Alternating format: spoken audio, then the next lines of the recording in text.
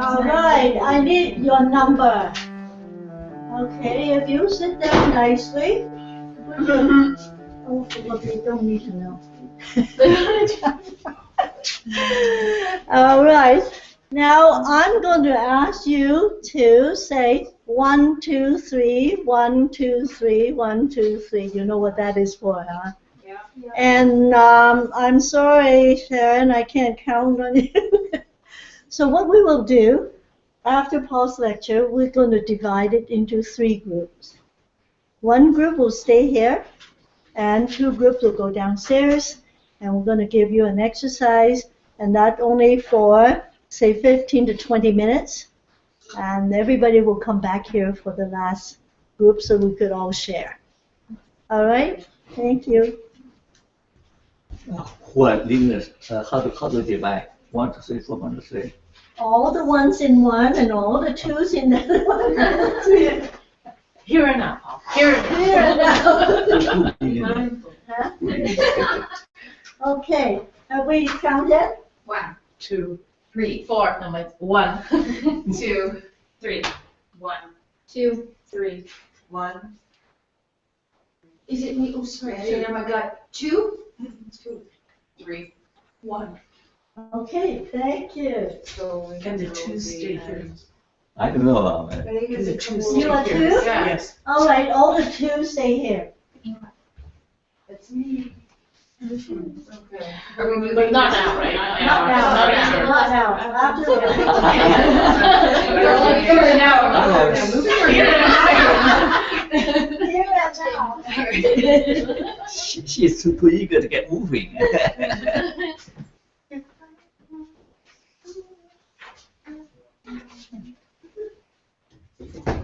Now, well, 2 more slides on this one. Do you have problem with my third point here is to confront the self in totality for yourself and for your clients? Do you have a problem with that?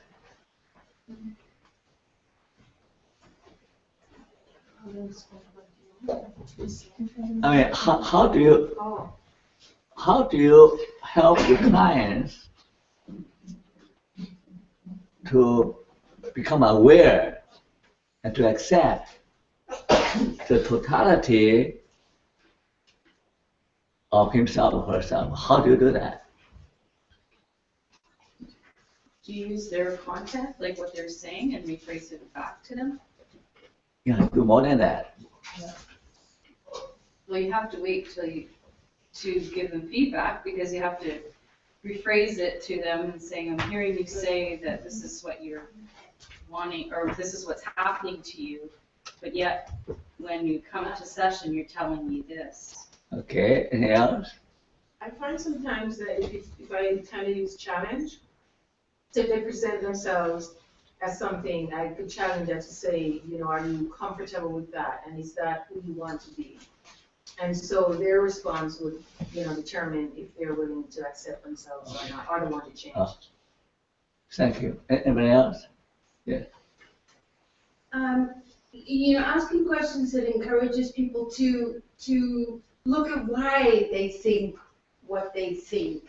Kind of what's, you know, what drives you to think that? Why? Good. Well, you know all the answers, eh? Now here's something, okay? Typically, some therapists think that their job is to focus on the presenting problem and try to work with them to solve the problem. Am I correct? Yeah. Mm-hmm. I mean, this is typically we do, okay? But that is not too challenging, right? You have to do more than that. You have to do better than that. So what the existential therapist, like Royal May, suggests that it is more exciting, more difficult, and more challenging to broaden the issue from just the presenting problem to the larger questions about life, about way of life, about how to become a fully functioning human being, right? So the process is not just to narrowly focus on symptoms or problem solving, solution problem, focus solving or problem solving, but we have to somehow try to open up the process to encompass the totality of the person, both the dark side and the bright side, both the bright potentials to do something exciting with one's life, and also the potential for self-destruction, for darkness.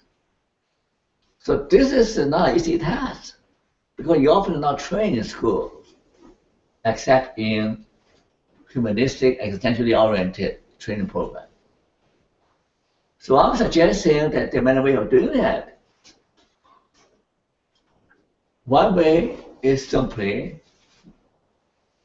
to directly ask them, what do you really want in life? What kind of life do you want to live? You say you don't want this, don't want that, but what kind of life do you want to live? What kind of future do you want to live? So make them start thinking in larger terms. What kind of person you are capable of becoming? Possibilities thinking, right? And so that is a totally different from a symptom and problem focused therapy. Okay? You have to bring back to the big questions about human existence, about the kind of life, the kind of person they want to be. So any question about the last point here? Any question? Okay. Now here is another guy, a big name in external therapy, called Schneider, and he branded himself as the integrative. I'm integrative, but we're a bit different. Can find out pretty soon. So his integrative is really within the framework of ontological or experiential context. Tomorrow I'll teach you my way of integration. But he's also doing integrative work. But still, his vision of therapy is that we stay with the lived experience of the actual, ontological context. Ontological is a philosophical term about being and experiencing and becoming. So basically, he is focusing on 4 principles. The first one is what? The here and now, right? Or earlier. The second one is talking about the principle of what? Embodiment, kinesthetic. The embodiment, how does your body feel, right? Which part, inside you, where does the anxiety locate? In your stomach or elsewhere? So he again brings back to the lived experience the physical aspect of the experience. So I think that's liberating. If you are able to translate emotion into some kind of bodily symptoms, some kind of bodily manifestation, then you help, you're able to help the client to learn relaxation, okay, to focus on that part, okay. So good. You can help them to breathing, to exercise, to focus on the body part that experiences tension, okay. And the third part is emotional affective, which is emotional experience. But the last part is interesting. The last part, Schneider talk about the profound cosmic. the spiritual part, same as Amy, right? He is saying in therapy, you really need to draw kind of attention